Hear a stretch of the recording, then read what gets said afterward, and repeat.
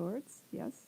Okay, and these folks are some of the top realtors in the Asheville area. They've been on the top 25 broker Asheville Board of Realtors 2018, the top broker in Chairman's Circle for Beverly Hanks Realtors, 22 years of real estate sales experience, and been doing it for a while. And the question I always ask is, how did you get into it? You grew up where? I grew up in Italy and then later in France. And when you were a little girl growing up in Italy and France, did you always know you wanted to be a real estate broker? No, I thought I'd be working at an embassy for the Italian government somewhere remote. Is that it? And so what got you into real estate? So Damon and I were finishing up college and getting married, and we decided it was time to grow up probably, and thought that all grown-ups buy houses. So we decided we would be purchasing a home, but along that thought process came the notion that we had no idea how to do it. None. And so when you're in college and you don't know much about a subject, what do? You take a class. So we looked at each other and said, why don't we go and take the real estate professional or the realtor wannabe class so that people won't be able to take advantage of us and we'll be able to buy a home. So we signed up for the class, kind of auditing it, if you will. Went every night, never intending to become licensed or anything like that, just wanted to buy a home. But halfway through, we looked at each other and it dawned on us that there might be something here that would allow us to continue being together during the day. You know, we were studying together prior to that. That would make us independent contractors so we wouldn't have to work for the man and have a boss, because both of us tend to challenge authority as a default state. And there was no ceiling to income, which was also attractive. So You're raising a really good point. I'm really impressed how you guys went about it. But there are some things, if not lots of things, we never learn in school, you know? Oh, sure. And certainly, Correct. isn't that a great example that nobody ever taught us that we have to buy a house and sell a house and get a house ready? And, you know, Yeah. wouldn't that be a useful skill? Or somewhere along the line, Yeah. you just decided to take a course on it. right? It should be included in home economics. Well, yeah, but I mean, you said that, but they don't even offer home economics for the most Exactly. I know, right? Well, they don't offer. We'll talk about the second half of the show, music. You know, they don't. Too many schools don't have music programs. Sure. Same question. So that you went to college and you hooked up with each other, and that's the very first thing you did after. Not the first thing you did after college, but you just decided you wanted to work together, and that was kind of the first field you went into. Yeah, I was working at a publishing firm as a graphic artist and a computer analyst, and we just didn't like leaving and partying every morning and just, you know, spending the entire day away from one another, and we just wanted to figure out a way that we could stay together. Well, that's kind of cool in that it raises a whole series of other questions, though, about working together. So you work together Yeah. for ever since you've been in the field of real estate? Yeah. Okay, and is that, I guess, kind of a challenge, or you get used to it? We have some challenging moments, but for the most part, it's really easy. And a lot of people look at us and go, how do you do that? And we don't know. We just do it. Well, one of the great things, I think, it points to the advantage of working with the two of you, because oftentimes with the work with a realtor, if he or she is on vacation, or if he or she isn't available, or he or she is doing something else, you have 24/7 coverage for the most part. Correct. You know, if you have a question, Yeah. you're going to be able to reach somebody. Right. It's, Well, not only that, but, you know, the nature of the business has me out on the road a lot with buyers, with long listing appointments, and if I didn't have Damon back at the office making sure the wheels keep churning, then on any given day, the marketing could not get done, the promotions could fall by the wayside, the lockbox doesn't get delivered, the sign doesn't go up. You know, he does all those things that free me up to then give my undivided attention to my clients. well, it's also kind of interesting, it seems to me, that your skills kind of team up well together, so that, you know, Damon with the computer skills or the graphical arts skills, it's just a perfect combination of, you know, being able to do this together. In terms of being in the real estate field, was it listing? So you get listings, and you also, do you have a preference as to becoming a listing agent or the selling agent? Well, we started selling real estate in Florida in the 90s, and at that time, I was primarily a listing broker, and Damon loved nothing better than to put a buyer in his car and convince them they needed to move to Sarasota and not Palm Beach and not Naples. That But was his challenge. But now it's Asheville. Now it's Now it's Asheville, Asheville. except that when we moved to Asheville, we decided we needed to do things differently. In Sarasota, we quickly reached a plateau in terms of production because I would go off in the morning and handle my listings, and he would go off and handle buyers. And at the end of the day, all those little mundane tasks that keep those wheels churning didn't get done anyway. And Writing ads, listing activity reports. all the office stuff. So when we had the opportunity to rebuild this business a second time in Asheville, we decided that I would be the front person handling both listings and buyers, and Damon would stay back and do all those critical but often overlooked tasks that have allowed us to really get on the fast lane with our production and our, the level of business that we're able to do every year. And I think you're raising a key point, I guess, almost to any business, that everybody doesn't love to do everything, Mhm. And so what happens, I think, a lot of times is that some of that other stuff goes by the wayside. Right. And you're mentioning some of this other stuff. Damon, I'm recently involved in the process of buying and selling a home. And boy, there's a lot of paperwork involved, would you say? Yeah, and that's actually where her strength is. She's very detail-oriented and handles the paperwork like nobody else I've ever seen. And I guess that would be a key, Gaia, if you're working with a realtor. If he or she isn't good with details, you probably want to stay away from that person. Right. Big picture is helpful, but at the end of the day, you have to follow a protocol to increase the odds of bringing about a successful sale. Now, let's talk about that concept of bringing about a successful sale, if that's what you're shooting for. How does one go about, like you folks did it a bunch of years ago by taking a course. If somebody doesn't want to take a course, how does one go about choosing a realtor, be it in Asheville, be it in Florida? What are the things people should look for? I think a proven record is helpful. I think to have someone, especially if you're going to list your home for sale, to have someone that can offer a marketing program that really utilizes all of the avenues that are out there to promote the property, market it properly, and really to give it an edge in the market so that it stands out. There are many things that can be done, and a lot of brokers pick and choose, but we take the approach that we don't ever really know where that buyer is going to come from. So there's no stone left unturned. Well, that's another good point, too. I think in the fact that not all people respond the same way, too.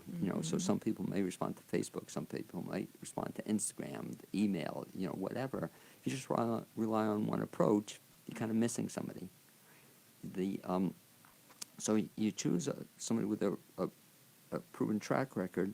Are there other things you should look for when you're choosing a realtor? How about in terms of the communication aspect of it? Yeah, so when you choose a broker, and the National Association of Realtors tell us that the average American consumer knows 10.8 brokers. So anyone looking to buy or sell a home has a choice in their sphere of friends and family on who to choose. I think it's important to locate and hire a broker who can follow up. That is really critical. The biggest complaint that homeowners have when they list their property for sale is that the broker comes over, is enthusiastic, excited, signs all the paperwork, and then promptly disappears because they're on to the next sale, so there's no follow-up, and that homeowner is left wondering why their home isn't selling if it's not selling. So we've taken a very different approach where I think our biggest strength is communication. If, as an example, we prepare every month a listing activity report that gives the seller all of the feedback from all of the showings, captures all of the metrics and the data to show whether their home is being looked at online or not. And, we're very good about following up so that if things aren't going well, we can course correct. There's nothing sadder to me than a homeowner 6 months later with a house that's not sold who still does not know why they failed at selling their home. when they deal with the Goldman team, we'll call it. Goldman Squared, you Goldman, can oh, is that, say. I Yeah. love it. Is that what we call it? Yes. Goldman We have a Squared. corporation called Goldman Squared, yeah. Cool. Do they get to meet Damon also, or they just meet you? Oh, yeah. They do. They usually meet him first, actually. Yeah, he goes and delivers a lot of material prior to my meeting so that folks can review what we bring to the table, prepare any questions, and by the time I meet with them, they also know me already. So he's the initial delivery boy / Yeah. contact. And that's for sellers, and if we're dealing with buyers, we'll sit down with them together, because it may be one of us, depending on our schedules, that will handle the person and show them around. And I wanted to add something about buyers. One of our other strengths is that we both have, I have a background in construction, and Gaia has also been through a remodel with me, doing a lot of that. And one of the things that we offer our buyers is that perspective of when you look at a house that may need something, maybe an addition or a remodel, that's where I come in. And that's very helpful because, again, if they can't do it themselves, which a lot of people can't, do you then refer them to other people, or you have a network, I Absolutely. guess, of people you work with? Absolutely. We have a great vendor list, yeah. Okay, I guess that's kind of important, too, that if they want something done, I guess part of your job, Gaia, to tell them, well, it can be done. You shouldn't necessarily rule out a house if it's missing something. Definitely. Right. Some people, I guess, it must be tough for people, and talk about that process. If they come to you with a wish list, and they want 27 things on their house, Right. and they get 26, that's not so bad. Or when you develop a wish list, how many things should you be seeking? That's a great question, and it certainly is part of our initial process that we go through with people. I always ask them to dream big, and in fact, we have an exercise that we do where, let's say it's a husband and a wife. About halfway through the initial meeting, I give them each a pad of paper, and I have them write down their wish list separately, without cheating and peeking at each other's list, which accomplishes a number of things. The first thing is that I want to make sure that they are, generally speaking, on the same page, right? If the husband wants a farm on 2 acres in Leicester and the wife wants a condo downtown, then I know we potentially have a problem that we need to discuss. Or even better, you have 2 sales. Yes, so that we need a divorce attorney at that point to come in, but I love the look on their faces when they find that out. What? You want downtown? What? Condo? No, but I've never heard of that exercise, but what a fantastic exercise. so then after they write down what they want, I have them put an asterisk, a star, next to the 3 or 4 items that are not negotiable, that they cannot live without. That helps me prioritize. And the next phase is then to look at each of these items, because I'm not so much interested in the what they want, but why they want it. Case in point, someone might write they want 3 bedrooms. Pretty standard request. I want to know how they plan to use those bedrooms, because if they tell me I need a master bedroom and I have 2 kids and they each need a room, then I understand it. But if they say, I need a master bedroom, an office, and a loft to do my art, a 2-bedroom with a den and a finished walkout basement will work just as well.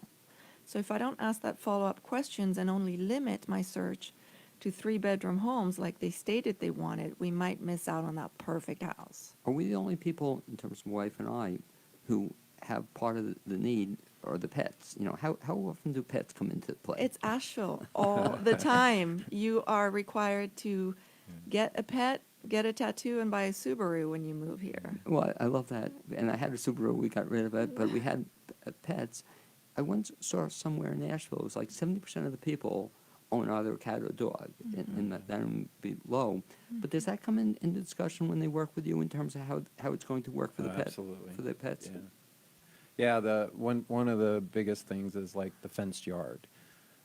When people have dogs, that's a really key component. So we'll look at the house and then we'll go outside of the yard and make sure there's a fence.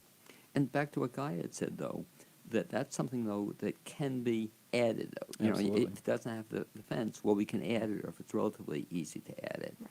In our case, we have to have a cat room, so I don't know, again, we're the only ones, but someday we'll talk about that whole thing off the air. But it's a major part of our move, because we've been in a community which we loved, but some of the people didn't like our outdoor cats. You know, go figure. You know, so we had to find a house that's not part of an HOA. And is that becoming part of the discussion also when people move?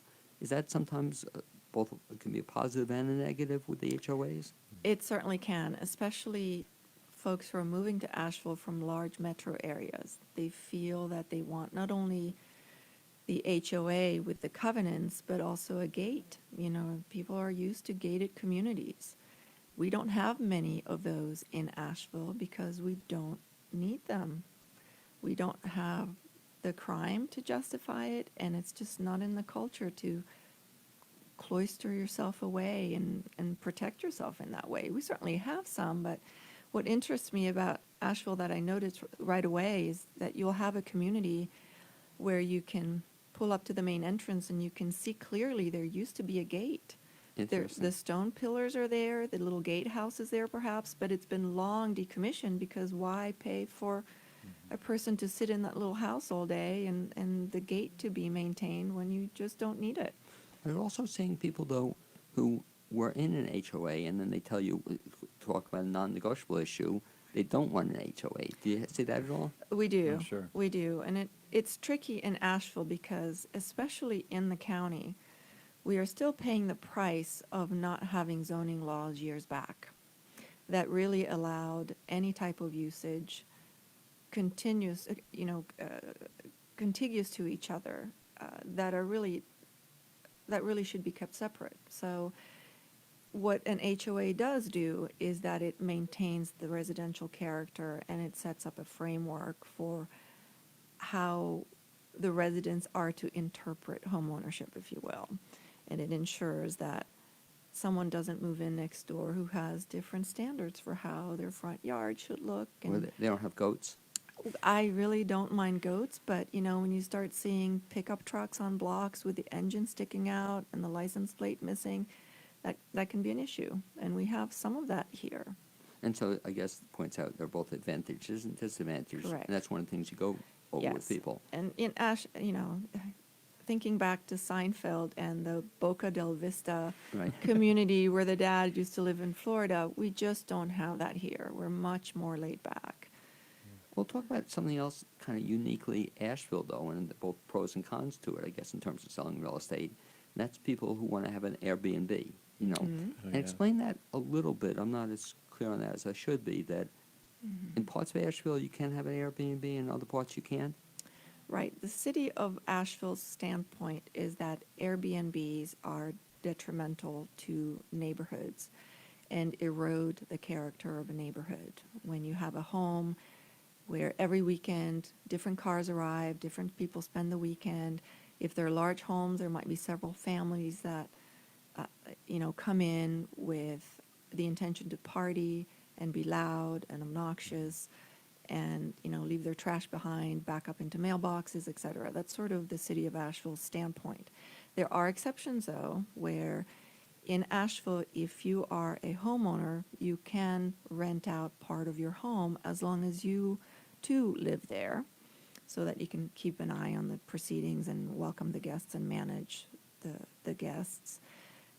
So that is a possibility in the city of Asheville. The county is more lax. It doesn't have that restriction on short-term rentals, but we are finding that a lot of homeowners associations frown upon Airbnbs for the same reasons that I described earlier. So it's becoming very difficult to find properties that are eligible for a short-term rental, even in the county, if there are covenants that run with the land. I guess that's part of your wish list again, that if somebody says to you they want an Airbnb, then you have to help them find the property that allows it. Correct. And we have to be very careful on how to read the covenants, because most boilerplate covenants that get recorded when a neighborhood is first platted will have a clause in there that says residential use only. Right. Homes are to be used as residential single-family homes. So how do you interpret that? Historically, long-term rentals are still considered a residential use, but when you get into the short-term rental, some HOAs have successfully made the case that a short-term rental is a business. I guess it would be a problem also that in terms of the agreement, that it could change too, or they could change if you're in HOA Definitely. Yeah. halfway through. It's always in flux. Yeah. Yeah. So these are things you'd work with the realtor. And again, I like that, the wish list. What is it that's important to you? If you want rental income, then you have to make sure you move them into certain kinds of properties. We've also seen some HOAs become defunct, where they're Right. not You know, used anymore. it's one thing to have an active homeowners association with a board of directors and the social committee, et cetera, and then it's a different thing to have a neighborhood that has covenants that restricts the use and mandate for things anywhere from how large or small a house needs to be to the number of pets, as you were talking about earlier. Those are two different things. You can have a neighborhood with covenants, but no HOA.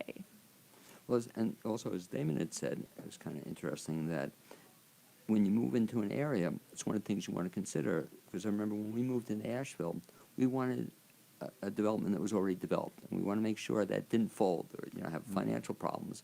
Remember, one realtor showed us a development that had 2 homes. I said, no, we don't want this, because again, there are some developments, I guess, that don't get sold or fold, and that's a problem, I guess. Yeah.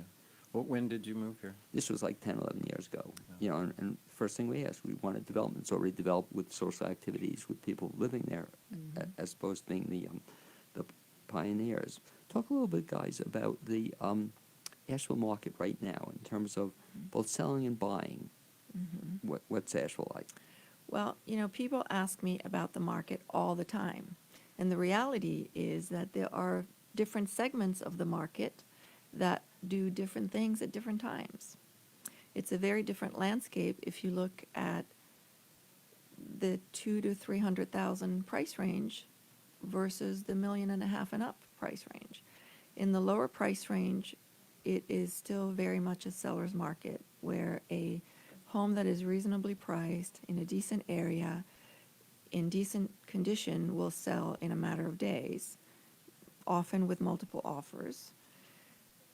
Whereas a home that's $1.5 million and up could sit on the market longer, depending on where it's located. And we have much more inventory in the higher price ranges, where right now for the $1.5 million and up, in some areas we have 4 years worth of inventory.